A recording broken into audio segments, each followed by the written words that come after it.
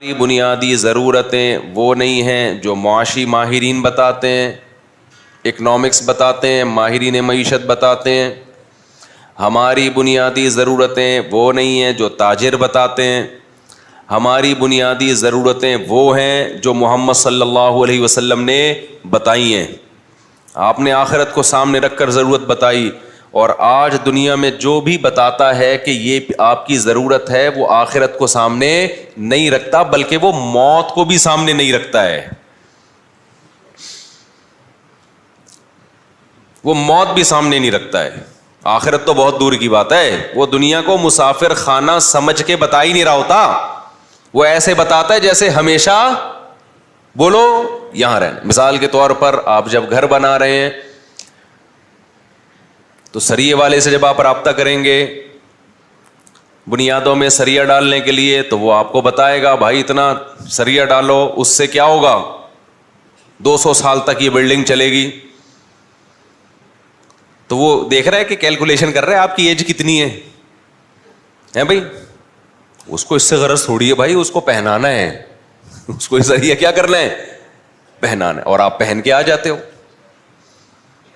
آپ کروڑوں روپے لگا دیتے ہو، حالانکہ آپ کی ہڈیاں بھربھری ہونا بولو شروع، اس میں کیلشیم ختم ہونا شروع۔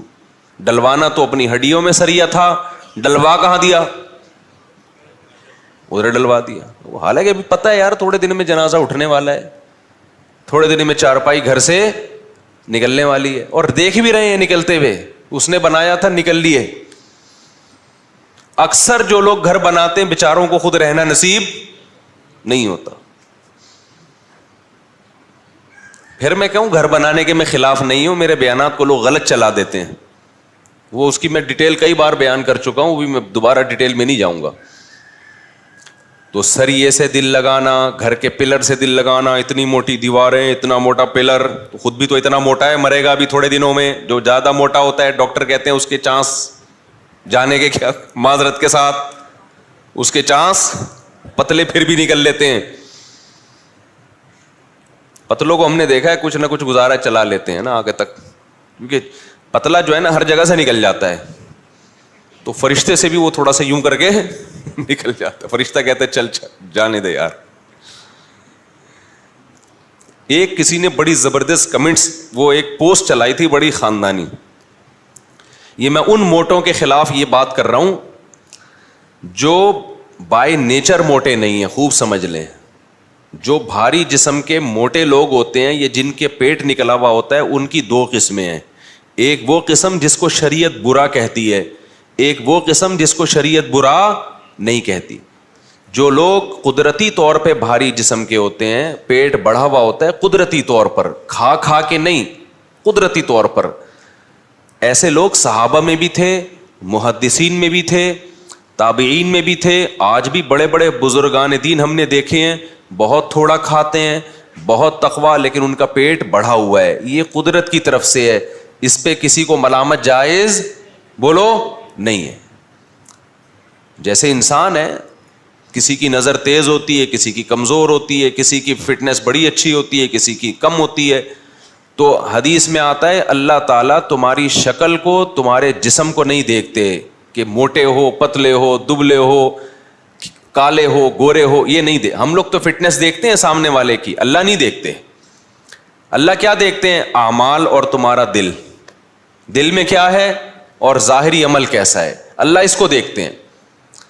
تو اس لیے میں جب یہ بات کرتا ہوں تو ایسا نہ ہو کوئی بھاری جسم کا ہو آپ کے دل میں اس کی برائی آ جائے۔ آج بھی میں ایسے علماء کو جانتا ہوں، بہت پرہیزگار ہیں، بڑے اللہ والے ہیں، بہت تھوڑا کھاتے ہیں، لیکن ان کا پیٹ بھی نکلا ہوا ہے، ان کی باڈی بھی بھری ہوئی ہے، قدرت کی طرف سے۔ یہ انگریزوں میں بھی ہوتے ہیں، ڈاکٹروں میں بھی ہوتے ہیں۔ ایک حکیم صاحب آئے 75-80 سال کے، 80 سال ان کی عمر ہوگی، چند سال پرانی بات ہے، اور کہنے لگے میں ایک شادی کرنا چاہتا ہوں، کوئی رشتہ ہو تو بتا دیں۔ میں نے کہا بھائی میں رشتے وشتے نہیں کراتا، قبلہ حکیم صاحب۔ اچھا، ان کا پیٹ بھی نکلا ہوا، جسم بھی گول، لیکن ایج بہت اور فٹ فاٹ، چل پھر رہے ہیں اور زبردست بات چیت، لگتا تھا کہ جوان ہیں، اندر سے زرخیز ہیں۔ تو ایسے ہوتے ہیں، لیکن فٹنس کیا ہے؟ آڑی ترچھی ہے, وہ قدرت کی طرف سے ہے.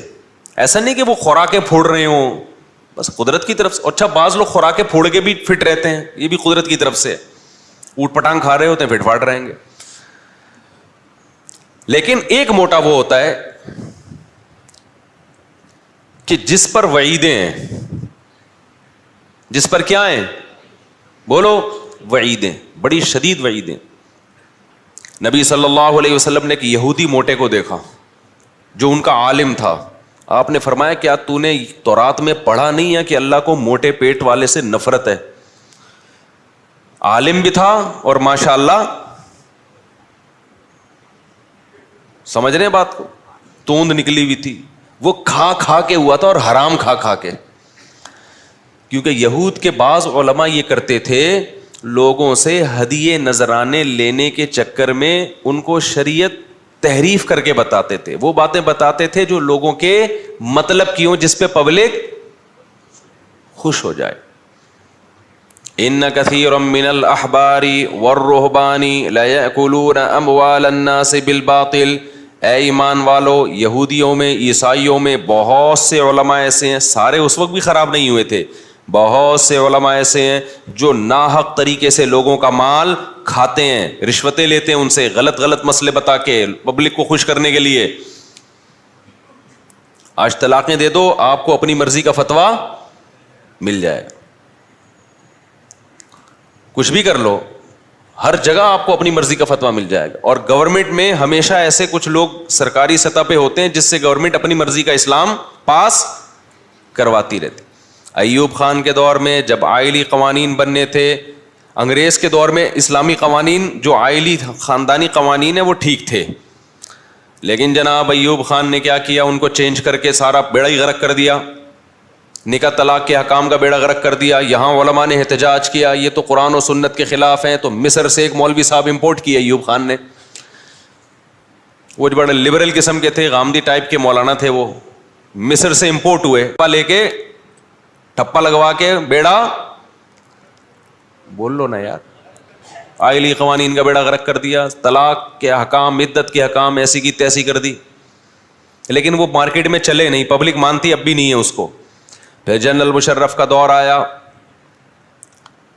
اب یہ جو خلا ہے اس میں بھی میں کئی بار بتا چکا ہوں, اس کی ایک شریعت میں ایک پروسیس ہے.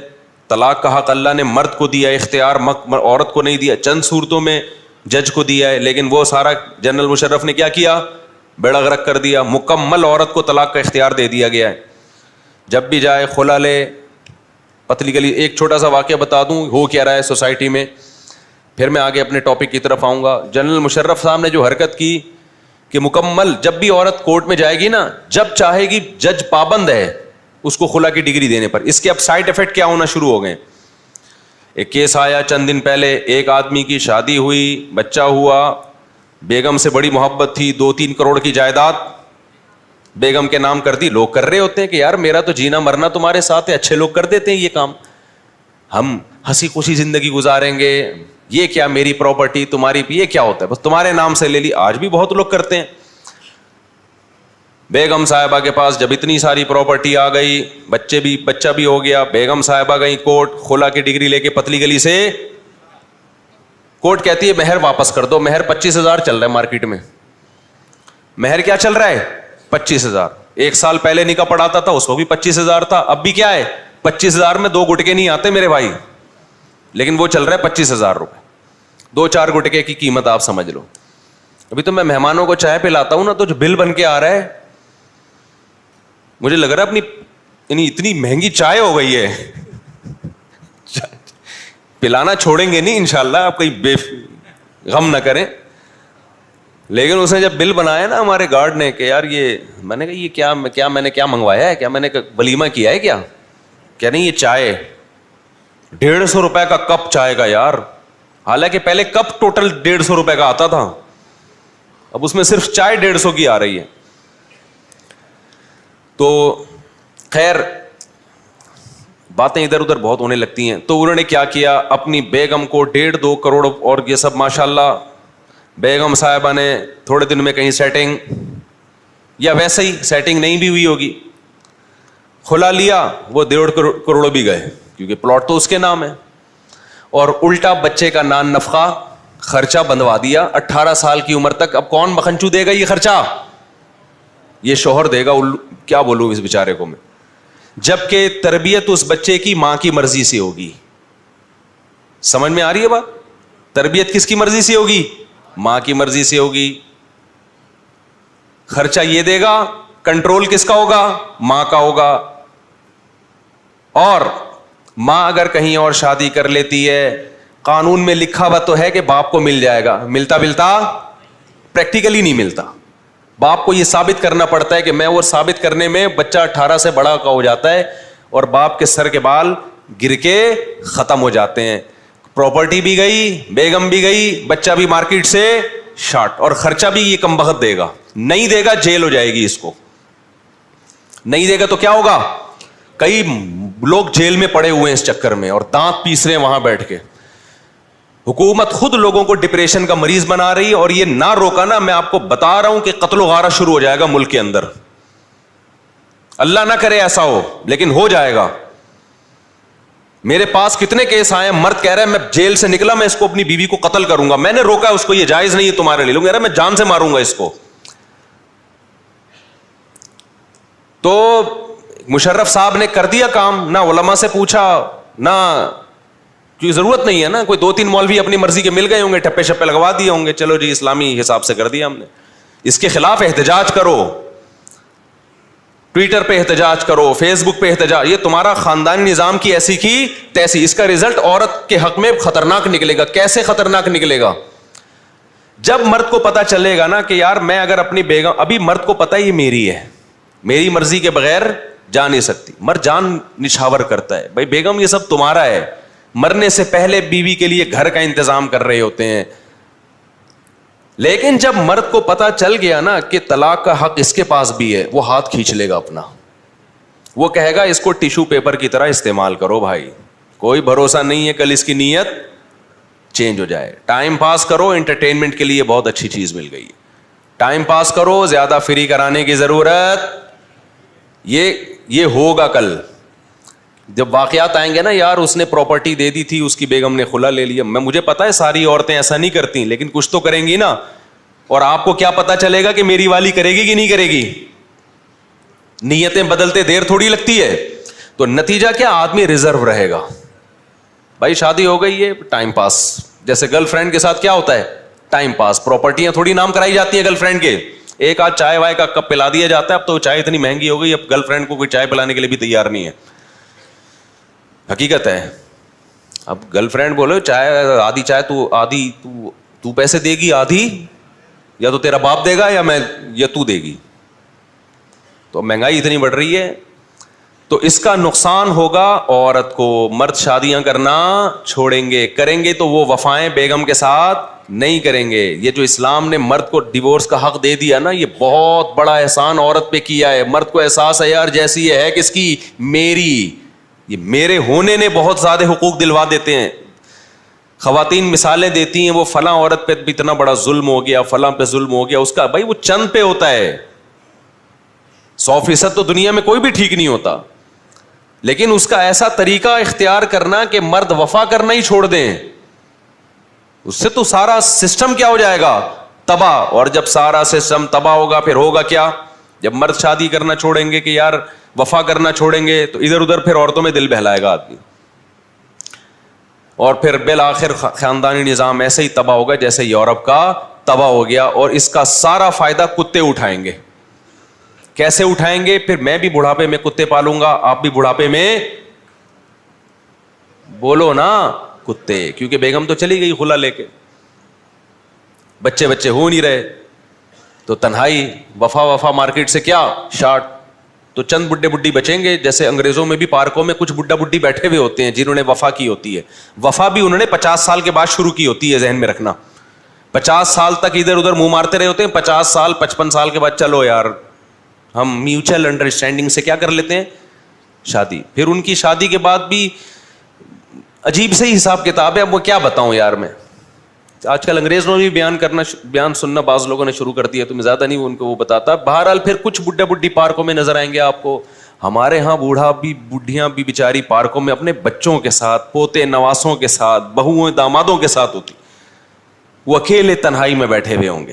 اور یہ بھی خوش قسمت ہوں گے جو اب تک ساتھ چپکے ہوئے ہیں, بھلے 50 سال کے بعد چپکے, لیکن چپک تو گئے نا.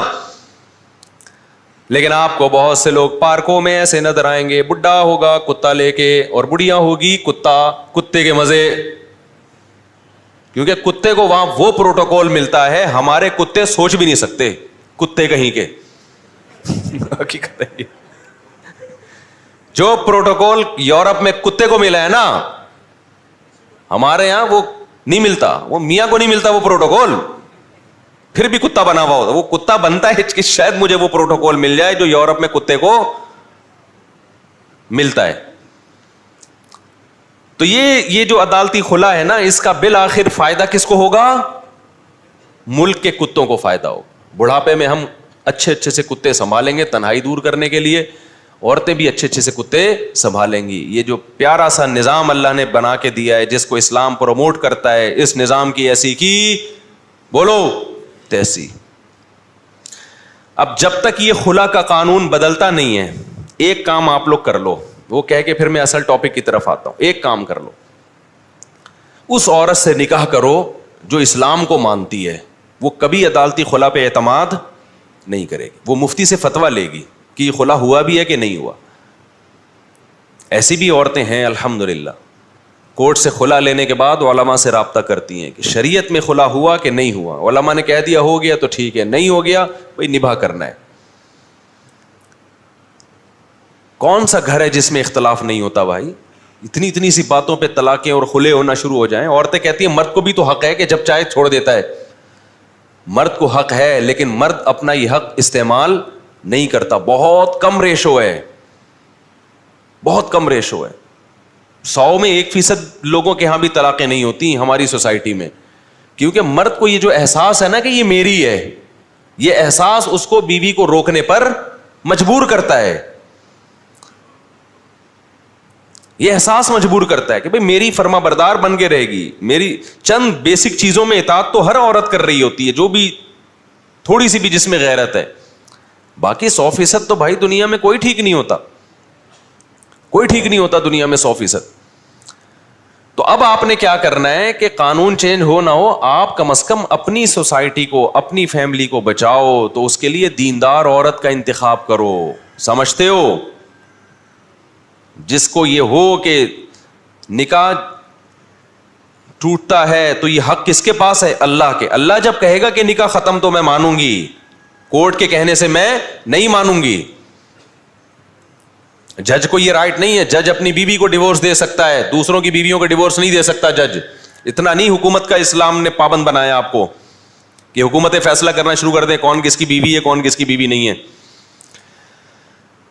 تو خیر ہم آگے چلتے ہیں. تو بات کیا چل رہی تھی؟ کچی تو پکڑ کے رکھا کرو نا یار, جہاں سے بیان چل رہا ہو.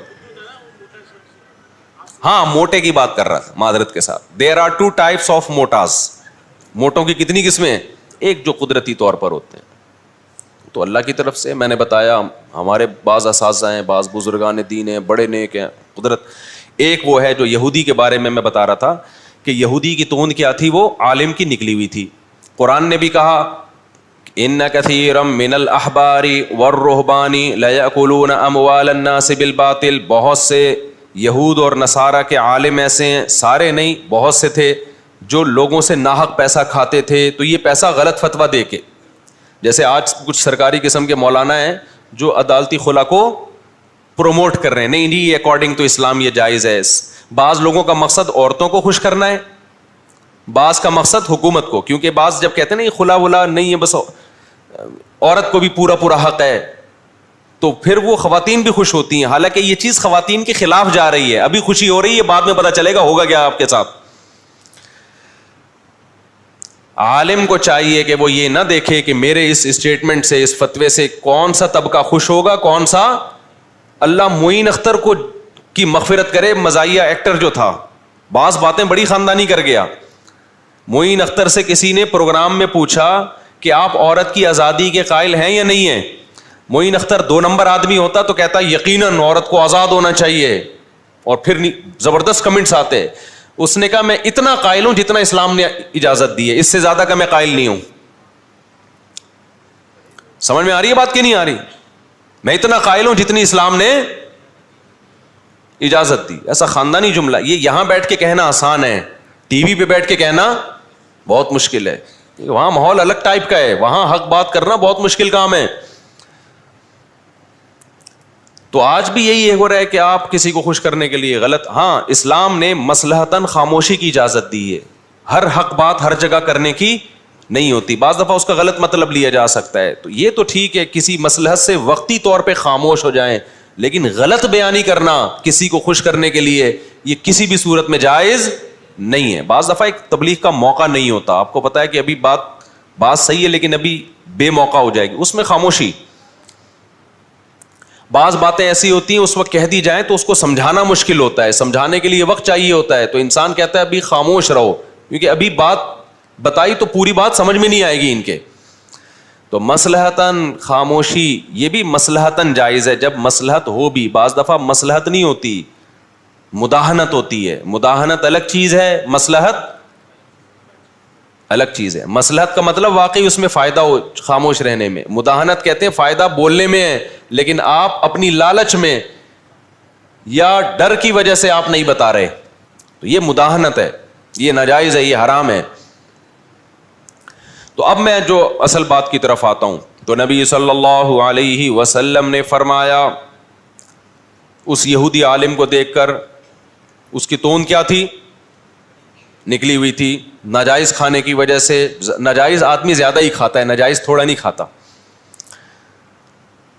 تو ایک پیٹ وہ ہے جو قدرتی طور پر ہے, اور ایک وہ ہے جو کھا کے نکلا ہو. ایک نے پوسٹ بڑی اچھی چلائی جس کا میں تذکرہ کر رہا تھا کہ ہم یہ تو دیکھتے ہیں کہ داڑھی کا سائز سنت کے مطابق کیا ہونا چاہیے, یہ بھی دیکھنا چاہیے کہ پیٹ کا سائز سنت کے مطابق, بولو کیا, خوب سمجھ لو. جیسے داڑھی کا ایک سائز ہے نا, اسلام میں پیٹ کا بھی کیا ہے, سائز ہے.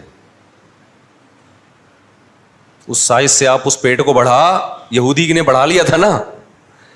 ہمارے نبی کے پاس کچھ لوگ آئے, کسرا کے ایلچی, ان کے چہرے پہ داڑیاں نہیں تھیں, آپ نے نفرت سے اپنے چہرے کو پھیر لیا اور کہا تم تباہ ہو جاؤ, تمہیں ایسی صورت بنانے کا کس نے حکم دیا, داڑھی نہیں تھی نا. اور یہ جو یہودی عالم تھا اس کا پیٹ کیا تھا, کھا کے, یہ ذہن میں رکھو, کھا کے پیٹ نکلا ہوا تھا. تو آپ نے اس کو بھی برے القاب سے یاد کیا, اس کو بھی تنبیہ کیا آپ صلی اللہ علیہ وسلم. تو صرف داڑھی میں یہ نہیں دیکھنا کہ سنت کے مطابق ہے یا نہیں ہے, پیٹ میں بھی یہ دیکھنا ہے کہ سنت کے مطابق ہے یا نہیں ہے. صحیح ہے بخاری کی حدیث, نبی صلی اللہ علیہ وسلم نے فرمایا کہ سب سے بہتر زمانہ میرا زمانہ, پھر وہ جو اس کے بعد پھر برائی پھیلنا شروع ہو جائے گی. یعنی صحابہ, تابعین, تبع تابعین, یہ سب سے بہترین زمانہ ہے. اس کے بعد برائی پھیلنا شروع ہو جائے گی. پھر کیا ہوگا, اس برائی میں جھوٹ پھیلے گا, اور کیا, یکثر السمن, موٹاپا پھیلے گا. یعنی موٹاپے کو بھی آپ نے کس میں شمار کیا ہے, بولو نا یار, برائی میں. کیوں, دنیا کی ہوس بڑھے گی, کھانے کا شوق بڑھے گا. ضرورت 4 کھجوروں سے پوری ہو رہی ہے, کھا پورے ڈبے رائے. شادیوں میں دیکھو نا آپ, شادیوں میں جو حالت ہوتی ہے, کھانا جب کھلتا ہے نا, جیسے ریسلنگ کا مقابلہ نہیں ہوتا, مقابلہ جو ہم نے منظر دیکھا ہے, آپ کے علاوہ کی بات کر رہا ہوں, آپ لوگ نہیں ایسے ہوتے ہوگے, ایسے منظر ہوتا ہے جیسے ابھی ایک وہ یوٹیوب پہ ویڈیو بھی آئی تھی, تمبو گر گیا, دیگیں الٹ گئیں. عزت دار آدمی کیا کرے گا بھائی, عزت کے ساتھ کھاؤ, بیٹھا رہے گا, کہے گا جب رش کم ہوگا تو میں اٹھ کے چلا جاؤں گا. لیکن کون برداشت کرے گا؟ اس میں 2 خطرے ہوتے ہیں رش کم ہونے میں, پتہ نہیں ختم نہ ہو جائے. ایک خطرہ یہ, ختم ہو گیا تو کیا کریں گے. دوسرا خطرہ یہ ہوتا ہے کہ بوٹیاں مارکیٹ سے شارٹ. تیسرا, چلو اگر بوٹیاں شارٹ نہیں بھی ہوئیں تو اچھی بوٹیاں شارٹ ہو جائیں گی مارکیٹ سے. میرے حصے میں خراب خراب مال آئے گا. تو یہ خطرات ہوتے ہیں. تو عزت دار آدمی کیا کہتا ہے؟ بھائی عزت کے ساتھ دھونے والے بغیر بوٹیوں کے, ٹھیک ہے نا, وہ بے عزتی کے دسنے والوں سے بہتر. پھر ایک اور گڑبڑ کیا ہوتی ہے, یہ سب ہوس ہے, ہوس. پھر ایک اور گڑبڑ کیا ہوتی ہے, جو پہلے بھاگ کے کامیاب ہو گیا نا بریانی تک پہنچنے میں, سب کو دھکیل کے پہنچ گیا, وہ جیت گیا میچ, وہ اس کو پتا ہے کہ میں اتنا نہیں کھا سکتا, لیکن پلیٹ میں بھر بھر کے نکالے گا اور ساری بوٹیاں اونڈیل لے گا اس کے اوپر. کیوں؟ اس کو یہ خطرہ ہے کہ اگر میں نے تھوڑا نکالا تو ہو سکتا ہے اگلے چکر میں کچھ نہ ملے. جبکہ آج تک ایسا کبھی ہوا نہیں ہے اس کے ساتھ, تجربے بتا رہے ہیں کہ ایسا ہوا نہیں ہے, لیکن پھر بھی ڈر ہوگا, ایک لاشعور میں خوف, کیسا نہ ہو کہ ختم ہو جائے. اور بوٹیاں بھی بھر لے گا اتنی نا, کیسا نہ ہو اگلے چکر میں گوشت ہی نہ ملے. بھائی یہ بہت بری حرکت ہے, کائنڈلی یہ انسانوں پہ سوٹ نہیں کرتی. آرام سے بیٹھے رہو. جہاں اتنی دیر بھوک, دیکھو اسلام اگر کوئی حکم دیتا ہے نا, اس میں صحت کا کبھی نقصان نہیں ہوتا. اسلام میں کھانا سنت ہے یا بھوکا رہنا سنت ہے؟ مجھے یہ بتا دو. کوئی ایک حدیث بتاؤ جس میں نبی نے فرمایا جو پیٹ بھر کے خوب رج کے کھاتا ہے وہ جنت الفردوس میں بغیر حساب کتاب کے جائے گا. کوئی ایک حدیث ہے ایسی؟ بھوکا رہنے کے فضائل ہیں. نبی نے فرمایا میں چاہتا ہوں ایک وقت کھانے کو ملے تو اللہ کا شکر ادا کروں, ایک وقت بھوکا رہوں تو صبر کا ثواب لوں. صابرین اور شاکرین دونوں جنت میں جائیں گے نا, تو کبھی صبر کبھی کیا ہے شکر. ہمارے نبی کے ساتھ تو ایسا ہی ہوتا تھا, کبھی بھوک سے ہیں. اچھا ڈاکٹروں نے بہت ڈرا دیا ہے بھوکا رہنے سے, ایکچولی آپ کے نا یہ کم ہوتا ہے, یہ والے ٹوپی ڈرامہ ہے, کچھ بھی کم نہیں ہوتا بھوکا رہنے سے. کھانا بہت ضروری ہے ایکچولی, یہ ٹوپی ڈرامہ. صحابہ ایسے حالات بھی آئے ہیں صحابہ پر کہ 24 گھنٹے میں ایک کھجور, جنگیں لڑی ہیں, روم اور فارس کی سلطنتوں کو الٹا دیا انہوں نے. ہر وقت کچھ نہ کچھ ایکچولی پیٹ میں ہونا.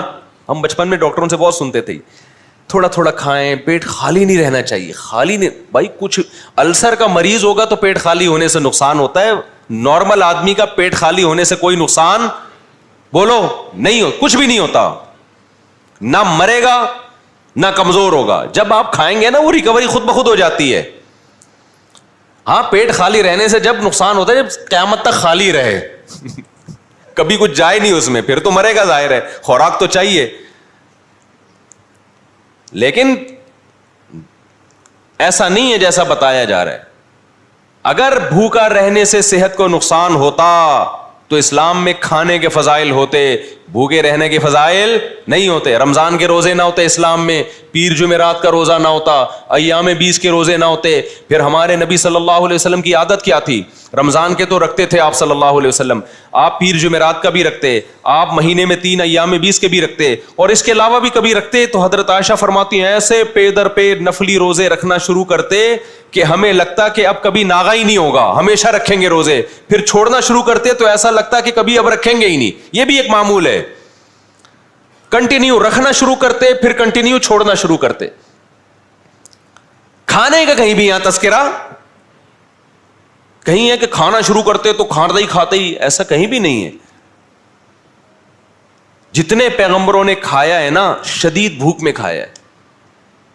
حضرت موسیٰ علیہ السلام اور خضر علیہ السلام کا واقعہ قرآن میں, اللہ نے حضرت موسیٰ کو خضر علیہ السلام کے پاس بھیجا. حضرت موسیٰ اپنے خادم کو لے کے سفر پہ گئے ہیں, بہت لمبا سفر. تو قرآن کے الفاظ آتینا غداءنا لقد لقینا من سفرنا ھذا نصبا. جب شدید تھک کے چور ہو گئے تو اپنے خادم سے کہا لے آ کھانا. کیا لیا؟ کھانا لے آ, ہم بہت شدید تھک گئے ہیں. اتنی تھکاوٹ اور بھوک کے بعد جا کے خادم سے کہہ رہے ہیں کیا لیا بھائی؟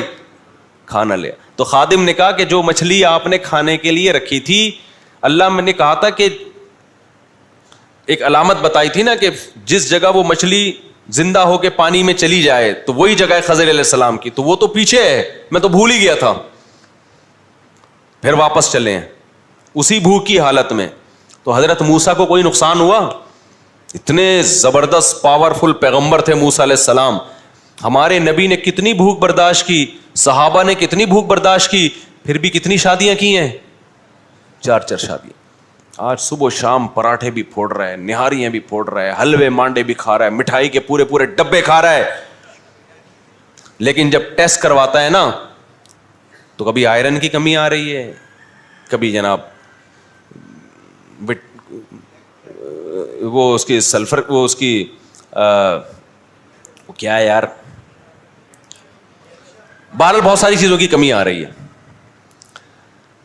پورا صحیح پاکستان میں کوئی بھی بولو, کیلشیم کی کمی آ رہی ہے, مختلف قسم کے وائٹامنس کی کمی آ رہی ہے. ڈاکٹر پھر کھلوا رہے ہوتے ہیں کہ یہ کھائیں آپ, یہ کھائیں, وہ بھی کہہ رہے کھائیں, مزید کیا کریں. وہ ایک آدمی حکیم کے پاس گیا, حکیم سے کہنے لگا بدہضمی ہو رہی ہے, بہت کھا لیا. حکیم نے کہا یہ 2 گولی کھا لے ہاضمے کی. اس نے کہا اس کی جگہ ہوتی تو اور نہ کھا لیتا میں. اسی وجہ سے تو بدہضمی ہو رہی ہے کہ جگہ نہیں چھوڑی. تو بھوکا رہنے سے میرے بھائی کوئی نقصان نہیں ہوتا, رہ کے دیکھو. تو اچھا یہ بات ذہن میں رکھو, جب بھوکا رہو نا بہت زیادہ اور کم کھانا کرو تو پھر کھانے کا معیار بڑھانا پڑے گا آپ کو. ایسا نہ ہو کھانا بھی کم کر دو اور کھا بھی وہی رہو جو کھا رہے ہو ابھی, تو پھر مارکیٹ سے کیا ہو جاؤ گے, شارٹ. صحابہ کم کھاتے تھے لیکن اچھا کھاتے تھے, پراٹھے میری طرح نہیں کھاتے تھے. سمجھ رہے ہو کہ نہیں سمجھ رہے. اب تو ہم نے بھی فی الحال چھوڑے ہوئے رمضان میں. تو یہ ذہن میں رکھنا کہ کسی سنت کو آدھا فالو کریں تو پھر فائدہ نہیں ہوتا. آپ نے 4 شادیاں کر لی سنت کی نیت سے, عدل کا جو حکم تھا وہ والی سنت آپ کو یاد نہیں رہی تو بیڑا غرق ہو جائے گا نا. آپ نے جلدی شادی پر بیان سن لیا, یہ والا نہیں سنا کہ اپنے خرچے پہ کرنی ہے, ابا کے خرچے پہ نہیں, تو نقصان ہوگا نا, ابا کو ٹینشن دے گا جا کے. تو آدھا بیان سنتے ہیں آدھا رہ جاتا ہے. جس دن 4 شادیوں پہ بیان ہوتا ہے اس دن آئے ہوئے تھے, جس دن حقوق پر بیان ہوا اس دن مارکیٹ سے آپ کیا تھے, شارٹ تھے. تو بیڑا غرق ہو جائے گا پھر. تو جس دن بیان ہوا کہ بالغ ہوتے ہی شادی کرو اس میں تو آپ آئے ہوئے تھے, اگلے ہفتے یہ بیان تھا کہ اپنے خرچے پہ کرو, اس میں آپ نہیں تھے, تو ابا کا خون پی رہے ہو جا کے. تو اسی طرح یاد رکھو کہ یہ جو اسلام میں بھوکا رہنے کی فضیلت ہے, پھوڑنا پھاڑنے کو پسند نہیں کیا گیا. روزے رکھو. حضرت داؤد علیہ السلام کا روزہ دیکھو, حدیث میں آتا ہے بہترین روزہ داؤد علیہ السلام کا تھا. 1 دن روزہ 1 دن ناغا. ساری زندگی داؤد علیہ السلام نے یہ کیا ہے. اور جنگیں کتنی لڑی ہیں. داؤد علیہ السلام تو مشہور ہی مجاہد ہونے کے لحاظ سے ہیں. یہودیوں کی کتنی بڑی سلطنت اور ریاست قائم کر دی. جالوت جیسے پاورفل کمانڈر کو قتل کیا کس نے, داؤد نے. اتنی طاقت, جنگوں میں بڑی بہادری دکھا رہے ہیں. کھا کیا رہے ہیں, 1 دن روزہ 1 دن ناغا. پوری زندگی اس پر عمل کیا ہے. تو اس سے پتہ چلتا ہے روزہ رکھنے سے کوئی کمزور نہیں ہوتا. تو اب میں یہ بات کر رہا تھا کہ وہ کمزور تو نہیں ہوتا, لیکن شریعت کو پھر پورا فالو کرو. ہمارے نبی نے کم کھایا ہے, صحابہ نے کم کھایا, لیکن جب کھایا تو پھر اچھا کھایا ہے. آپ نے پتہ چلا کم بھی کھانا شروع کر دیا اور کھا یہی بریانیاں ہی پھوڑ رہے ہو, آئل کوکنگ آئل جو آپ کھا رہے ہو, اور لڈو کھا رہے ہو, رسگلے پھوڑ رہے ہو, تو پھر آپ مارکیٹ سے بہت جلد کیا ہونے والے ہو, شارٹ ہونے والے. تو جب آپ کم کھاؤ گے تو پھر کھاؤ گے کیا, میں بتا دوں آپ کو, کیونکہ اپنے خرچے پہ کھانا ہے, میرے خرچے پہ تھوڑی کھانا ہے آپ نے. ایسا نہ ہو آپ مجھ سے آ جاؤ کہ آپ نے مشورہ دیا تھا تو پیسے دیں. کھانا آپ نے اپنے خرچے پہ ہی ہے. تو پھر زیتون کھاؤ. قرآن میں کس کی تعریف ہے, زیتون کی. انار کھاؤ, نبی نے فرمایا ہر انار میں 1 دانہ ایسا ہوتا ہے جو جنت کا ہے. کیا مطلب, ترغیب دی جا رہی ہے پورا انار کھاؤ, چھوڑو نہیں, ہو سکتا ہے وہ دانہ جنت سے آیا ہو, برکت ہے اس میں. اور انجیر کی قرآن نے تعریف کی ہے, والتین والزیتون, زیتون کی قسم, انجیر کی قسم. زیتون کبھی پکا کے نہیں کھانا ہے, سمجھ آ رہی بات, کچا کھانا ہے. اور میرے بھائی نبی نے اونٹ کا گوشت کھایا ہے, نبی نے بکرے کا شانہ کھایا ہے, جو بکرے کا گوشت آپ کو بہت پسند تھا, جو دستی کا گوشت جسے کہا جاتا ہے, آگے والا حصہ جو ہوتا ہے نا. اس کا گوشت آپ صلی اللہ علیہ وسلم کو بہت زیادہ پسند تھا.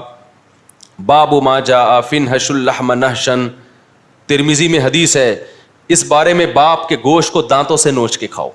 کیونکہ ہمارے نبی کیا کر رہے تھے, کبھی آپ نے چھری سے بھی کاٹ کے کھایا اور کبھی آپ نے ڈائریکٹ دانت سے بھی. تو صحابہ نے اس کو بھی بیان کیا اور محدثین نے باب باندھ دیا. سمجھتے ہو کہ نہیں سمجھتے؟ تو یہ چیزیں ہمارے پیغمبر نے کھائی ہیں. جو کی روٹی کھائی ہے, ہم بغیر چھنا سفید آٹا پھوڑتے ہیں, کھاتے باتے تو ہیں ہی نہیں نا.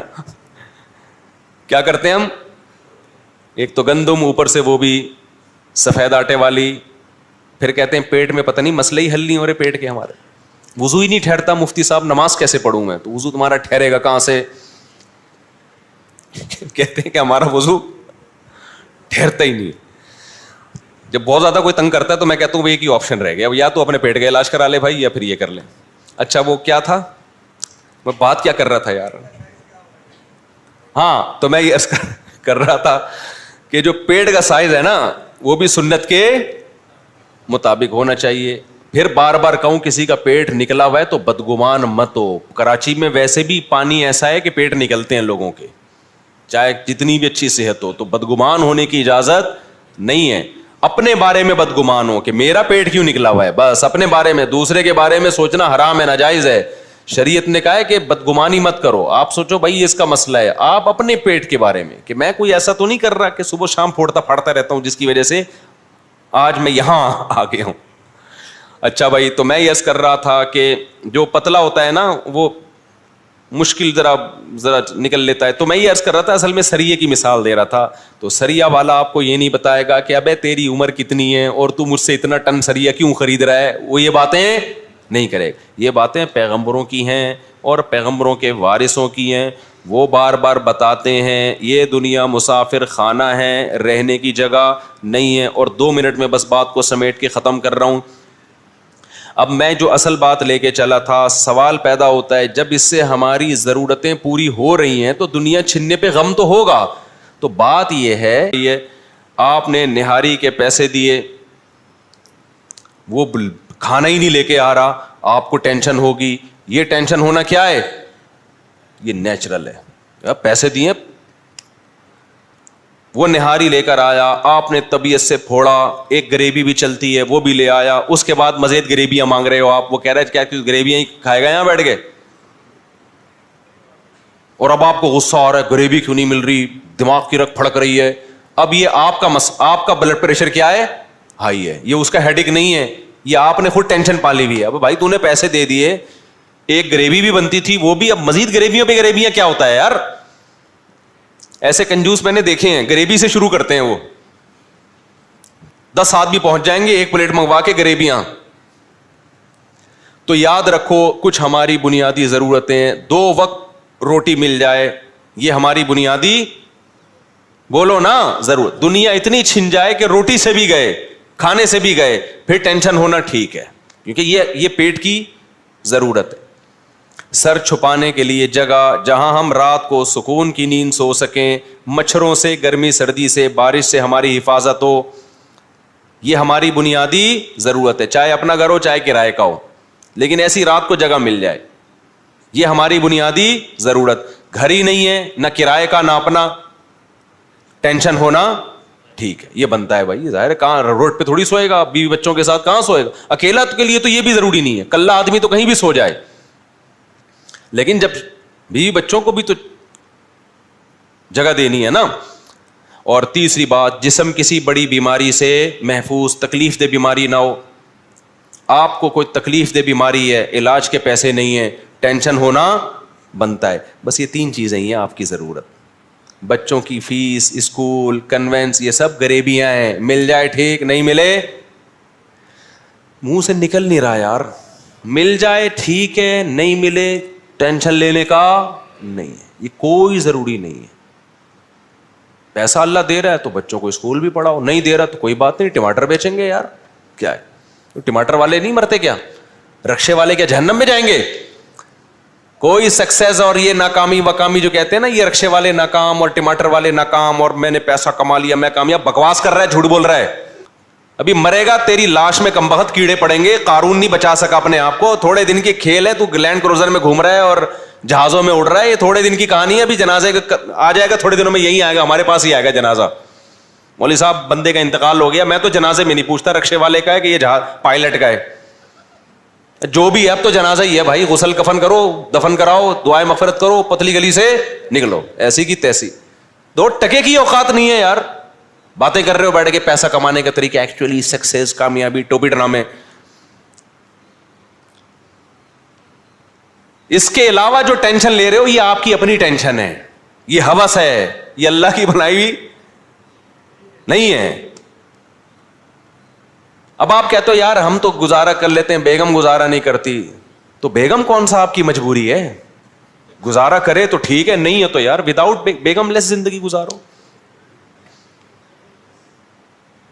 اب آپ کہو گے بھائی بیگم لیس زندگی میں جب خواہشات نفسانیہ پیدا ہوں گی تو میں کیا کروں گا, وہ بھی تو وہ باڈی کی ریکوائرمنٹ ہے نا, کیا میں زنا کی طرف جاؤں, وہ ٹینشن واقعی ٹینشن ہے, کیونکہ وہ باڈی کی ریکوائرمنٹ ہے. جیسے بھوک لگتی ہے برداشت نہیں ہوتی, خواہش نفس بھی انسان سے برداشت نہیں ہوتی, لیکن اس کے لیے اللہ نے ایک تسلی دے دی کہ جو غریب آدمی نکاح کی کوشش کرے گا اس لیے کہ زنا سے بچوں, اللہ نے اس کی مدد کا وعدہ کیا ہے. ایسی عورت مل جائے گی جو اس غربت میں گزارا کر لے گی آپ کے ساتھ.